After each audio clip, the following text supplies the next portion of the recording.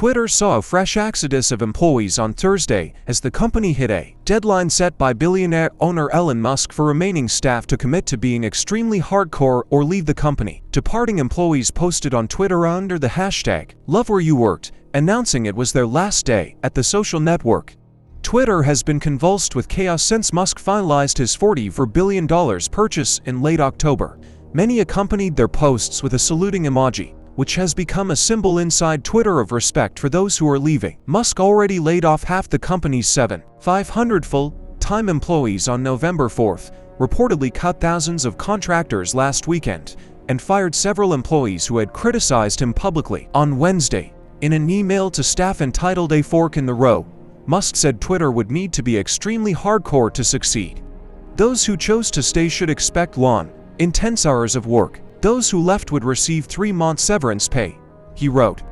Employees were required to choose by Thursday afternoon. The new wave of departures is adding to fears that Twitter is losing critical expertise in everything from how the site and its servers are run to how it keeps user data safe and complies with regulations to how it handles toxic and illegal content. Earlier on Thursday, a group of Democratic senators sent an open letter to the Federal Trade Commission urging an investigation of Twitter. They said they were concerned the company may be violating the terms of a settlement with the agency stemming from past privacy violations. Musk has taken alarming steps that have undermined the integrity and safety of the platform, the senators wrote. Former worker warns cuts will have consequences. When Musk laid off half of Twitter's employees just days before the midterm elections, Melissa Engel was left in limbo. She was a data scientist on Twitter's civic integrity team, monitoring the platform for tweets that might break its rules against misleading election claims. But she was a contractor, not a Twitter employee. When the cuts happened, she didn't even know who was left to sign her timesheet. My boss was laid off, and my boss's boss, the head of the department, quit. So I did not know who my boss was. I didn't know what new assignment I had, she said. With the end of voting quickly approaching, Engel and her team worked overtime to flag falsehoods and violating tweets. She says she thinks they did a good job, given the circumstances, but at the same time, we're not really sure if the work we're doing matters to the new ownership. On Saturday, she got an answer. She no longer had a job at Twitter.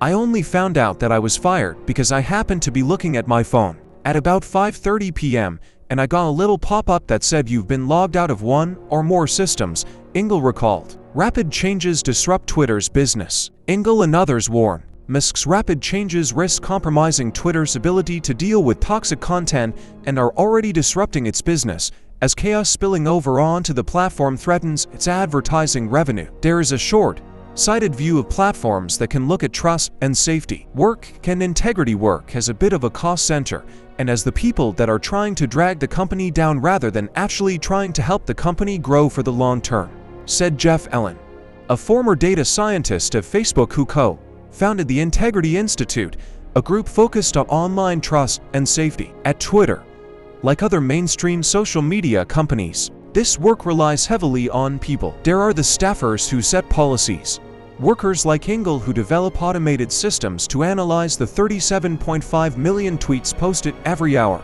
and most crucially, a large group of content moderators who constantly review posts. They are almost entirely contractors. Many of these workers have now been laid off or resigned. The first round of cuts slashed 15% of Twitter's trust and safety employees, according to Yoel Roth, who led the division. 2 days after the election, Roth quit. The initial round of layoffs also eliminated Twitter's entire curation team of about 150 people.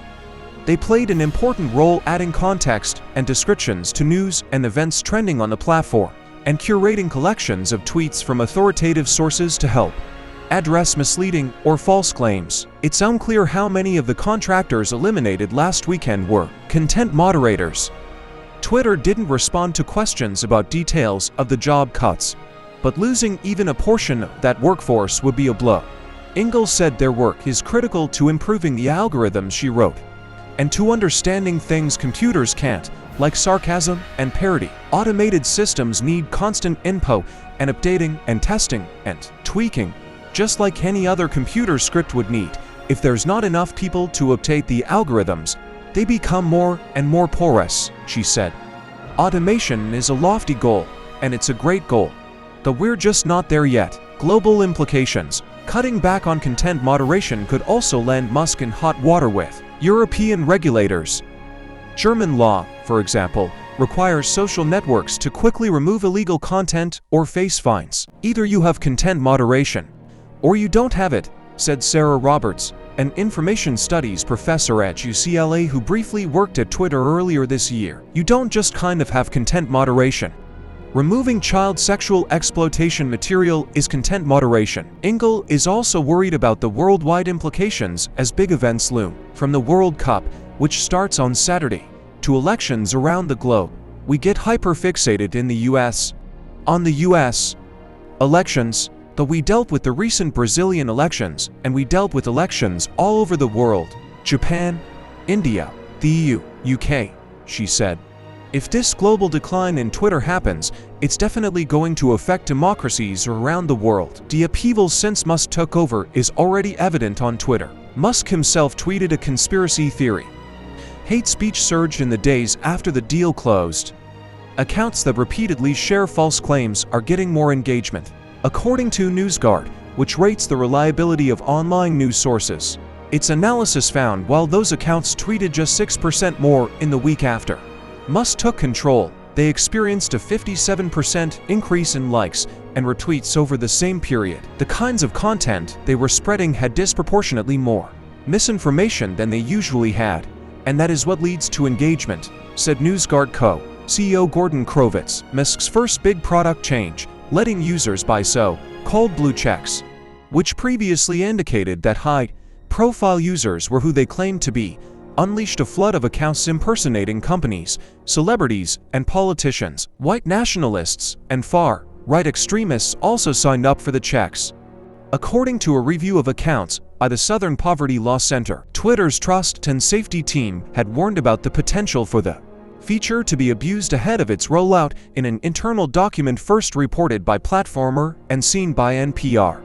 That included impersonation of world leaders, advertisers, brand partners, election officials, and other high-profile individuals. The document warned that motivated scammers, bad actors would likely be willing to pay for the increased visibility offered by the blue checks. The team recommended ways to mitigate risk, most of which were not adopted. According to notes on the document, the blue check debacle exacerbated Twitter's business woes as more advertisers halted spending. Robert says, "It's no wonder big brands are wary, and not just of their messages appearing next to toxic tweets. They are concerned about being associated with Twitter itself as a brand," she said. Amid the chaos, Twitter paused the paid blue check rollout. Musk said it will relaunch after Thanksgiving, with some guardrails.